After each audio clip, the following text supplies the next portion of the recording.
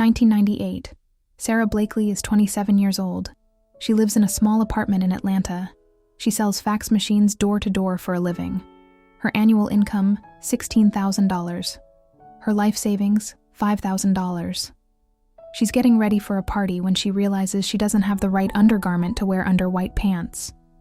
So she takes scissors and cuts the feet off her pantyhose. It works perfectly.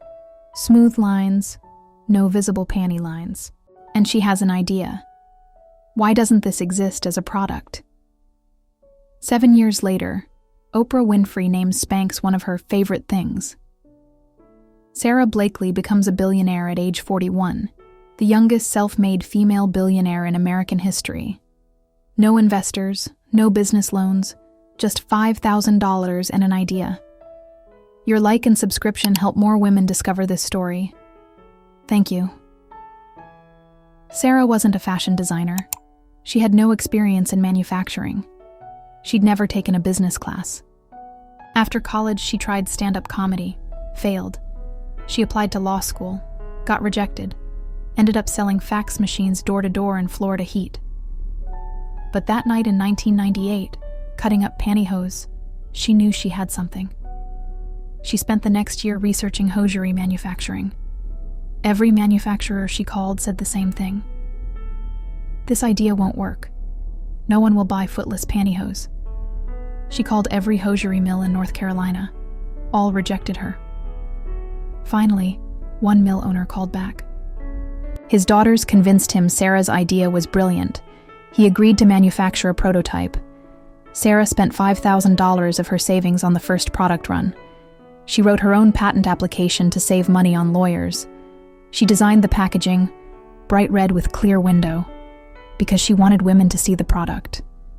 And she chose the name Spanx, because she read that brand names with K sounds are memorable. She was doing everything herself. Manufacturing, marketing, sales, distribution, working her fax machine job by day, building Spanx by night.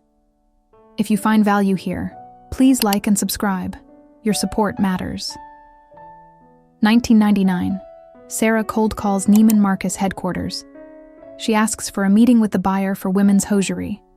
Miraculously, they say yes. She flies to Dallas with her prototype. The buyer is skeptical. Footless pantyhose? That's unusual. Sara sees she's losing the sale. So she does something bold. She asks the buyer to come with her to the bathroom. The buyer, confused, agrees. In the bathroom, Sara changes into Spanx in front of the buyer, shows her the before and after. The transformation is dramatic. The buyer immediately places an order for 7 Neiman Marcus stores. But here's the genius move Sara made next. She personally visited all 7 stores during launch week. She trained the sales associates. She redesigned the displays. She even stood in stores helping customers try on Spanx. One customer loved it so much she bought 6 pairs. Sara asked why. The woman said, "I'm buying extras for my friends." That's when Sara knew. She wasn't selling shapewear. She was selling confidence. Women who tried Spanx felt better about how they looked, and they told their friends. Sales grew steadily.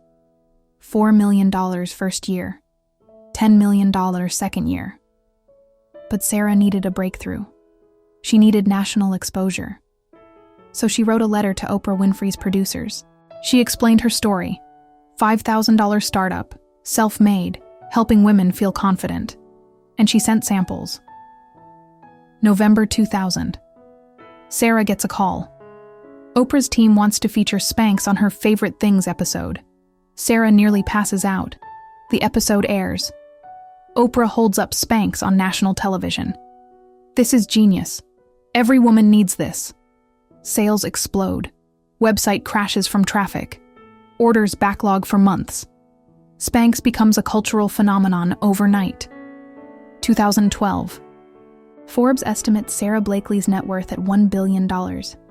She's 41 years old, the youngest self-made female billionaire in America. She owns 100% of Spanx, no investors, no debt.